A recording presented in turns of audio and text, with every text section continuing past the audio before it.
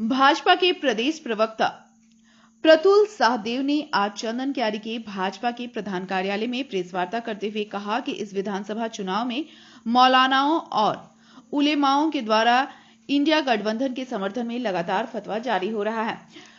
प्रतुल ने इसकी गहरी निंदा करते हुए कहा कि मौलानाओं को समझाना चाहिए कि फतवा पर भगवा भारी रहेगा। प्रतुल ने कहा कि भगवा शौर्य का प्रतीक है और सनातनी आस्था से जुड़ा है। कुछ मुल्लाओं ने फतवा जारी कर सनातनी के स्वाभिमान को ललकारा है और इसका फैसला आगामी चुनाव में हो जाएगा। प्रतुल ने कहा कि चंदन क्यारी में नेता प्रतिपक्ष अमर कुमार बावरी जी के समर्थन में अपार जन समर्थन है। एक साधारण दलित परिवार में जन्मे एक गरीब का बेटा ने फर्श से अर्श तक का राजनीतिक सफर तय किया। उसका बेदाग छवि, स्पष्टवादी होना और ईमानदारी उनको इस बार चंदन क्यारी क्षेत्र से रिकॉर्ड मतों से जीत दर्ज कराएगी। प्रतुल ने कहा, चंदन क्यारी में अमर बावरी जी हर व्यक्ति के सुख दुख में शामिल होते हैं, जबकि विपक्ष के उम्मीदवार 5 वर्षों तक इस क्षेत्र में मिस्टर इंडिया की तरह गायब रहे।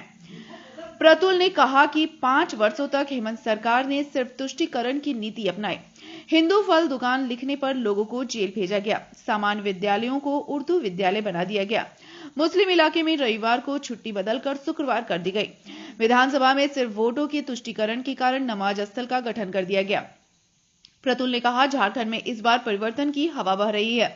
लोग झारखंड के इतिहास की सबसे भ्रष्ट हेमंत सोरेन सरकार को उखाड़ फेंकने के लिए तत्पर हैं।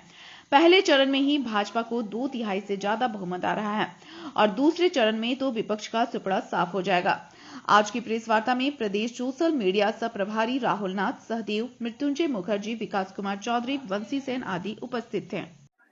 देखिए, चंदन क्यारी में भी परिवर्तन की जो हवा वो बह रही है और ये चंदन क्यारी का भी फक्र का विषय है कि नेता प्रतिपक्ष उनको जो भूमि पुत्र है चंदन क्यारी क्षेत्र का वो मिला है और जो बड़ी जिम्मेवारी मिली है नेता प्रतिपक्ष के रूप में एक ऐसे गरीब परिवार से राजनीति की शुरुआत किए हुए अमर बावरी जी को चंदन क्यारी की जनता फिर से आशीर्वाद देगी, क्योंकि परिवर्तन की जो हवा बह रही है पूरे प्रदेश में ये चंदन क्यारी में भी दिख रहा है। और साहब, उलेमा और मौलाना जो है वो इंडी गठबंधन को वोट देने के लिए फतवा जारी कर रहे हैं, पर हम बता रहे हैं कि ये भूल कर रहे हैं। फतवा पर भगवा भारी पड़ेगा और ये जो भगवा है ना वो शौर्य का प्रतीक होता है। सनातनी संस्कृति में भगवा और शौर्य को एक दूसरे का पूरक माना जाता है। तो ये जो तुष्टीकरण की राजनीति हेमंत सोरेन सरकार ने की है 5 वर्षों से, ये अब नहीं चलने वाली है और ये फतवा जो है वो बस धरे के धरे रह जाएंगे। हमारा भगवा जो है इन फतवा पर बहुत भारी है। चंदन क्यारी में भी परिवर्तन की हवा बह रही है। यहाँ के भूमि पुत्र जो अमर बावरी जी हैं वो पूरे बड़े बहुमत से चंदन क्यारी की जनता को उनको आशीर्वाद प्राप्त है और होना भी चाहिए साहब। एक गरीब परिवार में जन्मा एक बेटा जो प्रतिपक्ष का नेता बना, उसे जनता का लगातार आशीर्वाद बन रहा है और जनता भी जानती है वो वोट बर्बाद नहीं करेगी, क्योंकि इस बार एनडीए की प्रचंड बहुमत की सरकार बन रही है। वो विपक्ष को वोट देकर जो सत्ताधारी दल है उसको वो एक तरीके से इग्नोर नहीं करना चाहेगी। तो इस बार चंदन क्यारी की जनता ने ठाना है अमर बावरी जी रिकॉर्ड मार्जिन से यहाँ से जीत दर्ज करेंगे। आप लोग का सीएम का चेहरा कौन होंगे? देखिए, हमारे यहाँ ना बहुत प्रजातांत्रिक व्यवस्था में सारी चीजों का चुनाव होता है। विधायक दल की बैठक होगी, उसके बाद केंद्रीय पर्यवेक्षक आएंगे, सेंट्रल पार्लियामेंट्री बोर्ड की मोहर लगेगी। लेकिन जो भी हमारे यहाँ मुख्यमंत्री का चेहरा होगा वो झारखंड का भूमि पुत्र होगा और वो एक ईमानदार व्यक्ति होगा। हेमंत सोरेन की तरह नहीं होगा जो 5 महीने जेल घूमकर आ गए। उनके कैबिनेट के नंबर 2 आलमगीर आलम भी जेल में। तो इस तरह की सरकार, हमारी सरकार बिल्कुल डिफरेंट रहेगी और 5 वर्ष हम झारखंड को विकास क्यों ले जाएंगे। कल्पना सोरेन भाजपा के लोग कौन कह रहा है? कल्पना सोरेन।